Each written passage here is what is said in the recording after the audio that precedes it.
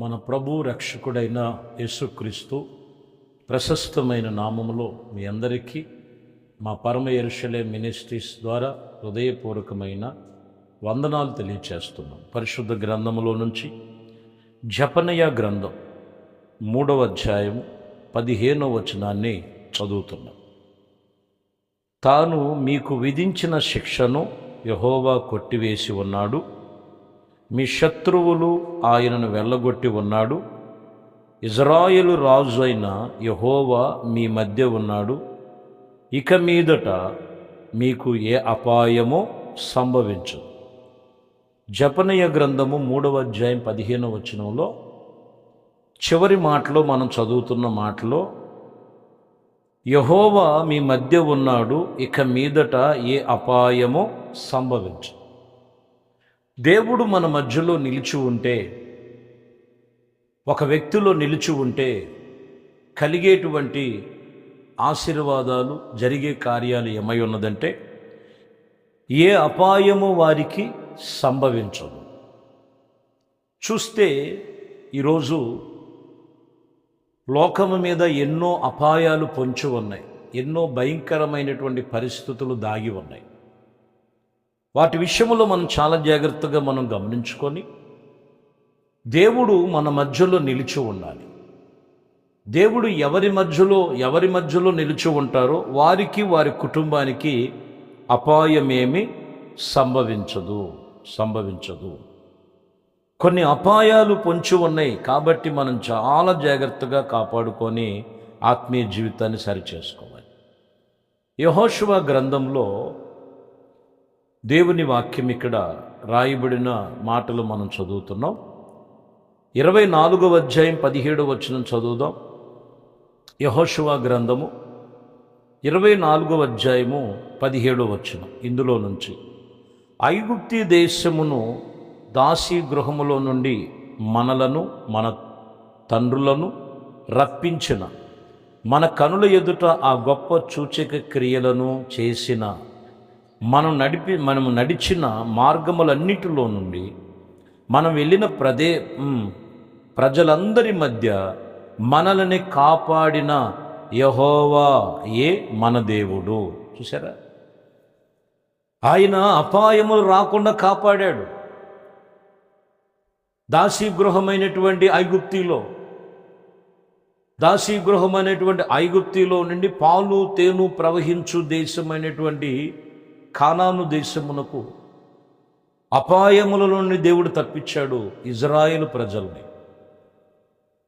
గొప్ప సూచక్రియలు చేసి వాళ్ళని నడిపించిన విధానం, వారి మధ్యలో దేవుడు వారి చేసినటువంటి కార్యాలు, అటు ఎర్ర సముద్రము దగ్గర కానివ్వండి, సేనై అరణ్య ప్రాంతంలో కానివ్వండి, సర్పమును బారణ పడుతున్నప్పుడు ఆ సర్పము కాటు నుండి తప్పించటమే కానివ్వండి, యొర్దాను నది దగ్గరికి వచ్చినప్పుడే కానివ్వండి, ఎరుకో దగ్గరికి వచ్చినప్పుడే కానివ్వండి, ఇలాగన ప్రజలందరికీ కూడా పగలు మేఘస్తంభములు, రాత్రి అగ్నిస్తంభములో ఉండి వారిని కాపాడుతూనే వచ్చాడు ఆయన. ఈరోజు మనము వాక్యము చెబుతున్న మాట, దేవుడు మన మధ్యలో ఉండాలి, దేవునికి మనము స్థానం ఇవ్వాలి, దేవుని యందు ఉంచవలసిన భయభక్తులు ఉంచాలి, దేవుడు చెప్పిన రక్షణను కొనసాగించాలి, దేవుడు అప్పగించినటువంటి ఆత్మీయ జీవితాన్ని జాగ్రత్తగా కాపాడుకో. అప్పుడు వారిని, వారి కుటుంబాలను ఏ అపాయము రాకుండా వారి మధ్యలో ఉండి కాపాడును. చూద్దాము, జపనయ గ్రంథములోనే 3వ అధ్యాయము 5వ వచనం చూద్దాం. అయితే న్యాయము తీర్చు యెహోవా దాని మధ్య ఉన్నాడు, ఆయన అక్రమము చేయువాడు కాడు. అనుదినము తప్పకుండా ఆయన న్యాయ విధులను బయలుపరచెను. ఆయన రహస్యమందు లేదు, ఆయన నీతిహీనమైనటువంటి కాడు. ఇక్కడ మీరు గమనించాలి. ఈ వాక్యములో మనం చూస్తే, అయితే న్యాయము తీర్చేటువంటి యెహోవా మన మధ్య ఉన్నాడు, ఆయన అక్రమము చేయవాడు కాడు, అనుదినము తప్పకుండా ఆ న్యాయము విధులను బయలుపరిచేవాడు. జపనయ గ్రంథము 3:5 చదువుతున్న మాట, ఇక్కడ ఏంటిదంటే న్యాయము తీరుస్తాడు వారి మధ్యలో ఉంటే. మన మధ్యలో ఉంటే న్యాయం తీరుస్తాడు. కొన్నిసార్లు లోకంలో అన్యాయంగా మాట్లాడుతుంటారు, ఇష్టం వచ్చేట్టు మాట్లాడుతుంటారు.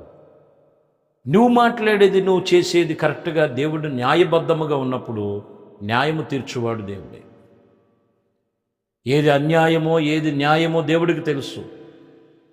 కొంచెం తొందరపడి కొంచెం డబ్బు గర్వముతోనో బలముతోనో లేకపోతే నోటి చాతుర్యంతోనూ లేకపోతే కొన్ని లోకమైన మాటలు, వ్యర్థమైన మాటల వలన అన్యాయంగా మాట్లాడే వాళ్ళు ఉండొచ్చు. దేవుడు మన మధ్యలో ఉంటే నీకు, నీ కుటుంబానికి న్యాయం తీరుస్తాడు ఆయన న్యాయాధిపతి. ఎందుకంటే యేసుప్రభు వారు కూడా న్యూ టెస్టిమెంట్లో ఉపమానంగా చెప్పారు. ఇసకక నిత్యము ప్రార్థన చేసే ఒక ఆమె ఉంది. ఈమె నా ప్రతివాదికి న్యాయం తీర్చమని అన్యాయాధిపతి అయిన న్యాయాధిపతి దగ్గరికి వెళ్ళింది. వాక్యం చెప్తున్న మాట ప్రభు అంటాడు 18 లోకాలు 7లో చదువుతున్నమాట, దేవుడు తనను ఏర్పరచుకునేటువంటి వారు దివారాత్రులు దానిని మొరపెడుచూ ఉండగా వారికి న్యాయమో తీర్చడా. త్వరగా న్యాయం తీరుస్తుంది.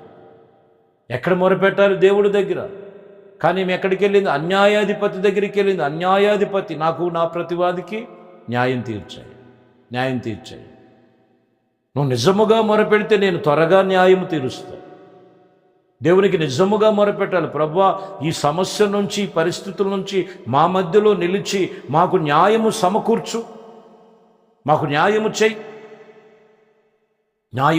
న్యాయము తీర్చువాడు దేవుడు. మన మధ్యలో నిలిచి న్యాయము చేయవాడు. మొదటిగా చెప్తున్న మన మాట, దేవుని మాటలు మనం చూస్తే ఆయన మన మధ్యలో నిలిచి ఉంటే అపాయాన్ని తప్పిస్తాడు. ఆయన మన మధ్యలో నిలిచి ఉంటే మీ మధ్యలో న్యాయం తీరుస్తాడు. ఆదికాండం 31వ అధ్యాయం 53వ వచనం, అబ్రహాము దేవుడును వారి తండ్రి అయినటువంటి దేవుడు మన మధ్య న్యాయము తీర్చును అని చెప్పాను. అప్పుడు యాకోబు తన తండ్రి అయినటువంటి ఇస్సాకు భయపడిన దేవుని తోడని ప్రమాణము చేశాను. చూసారా, తన తండ్రి అయినటువంటి దేవుడు మన మధ్య న్యాయము తీర్చను. ఖచ్చితంగా న్యాయం తీరుస్తాడు. వారు మాట్లాడిన మాటలకి, వారు పడుతున్నటువంటి ప్రతి విషయంలో ఖచ్చితంగా భూమి మీద న్యాయం తీరుస్తాడు. మన మధ్యలో ఉన్నాడు ఆయన, న్యాయము తీర్చే దేవుడు మన మధ్యలో ఉన్నాడు. సమూయేలు మొదటి గ్రంథములో 24వ అధ్యాయం 12వ వచనం చదువుతున్నాం. సమూయేలు మొదటి గ్రంథం 24:12వ వచనం చదువుతున్నాం. మీకును నాకును యెహోవా మన మధ్యలో న్యాయము తీర్చును. యెహోవా నా విషయమై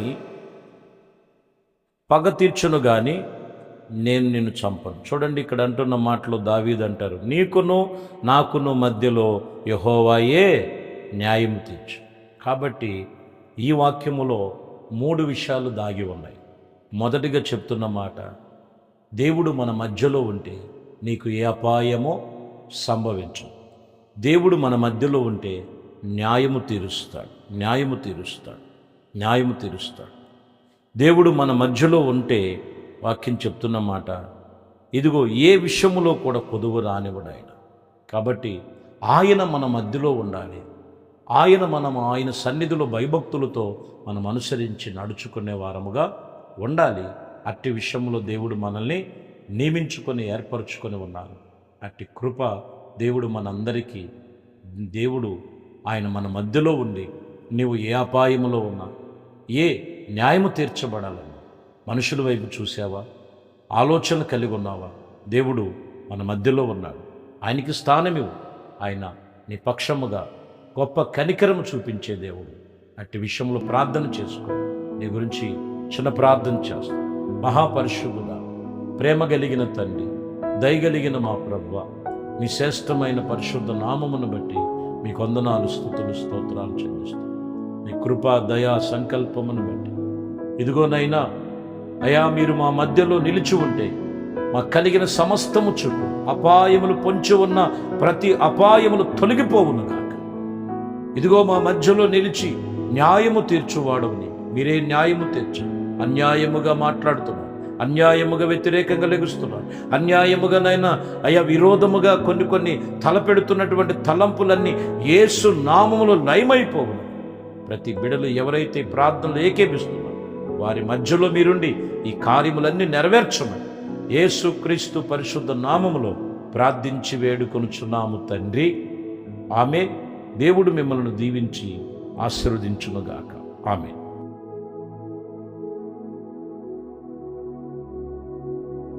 దేవునితో వచ్చిన పరిశుద్ధ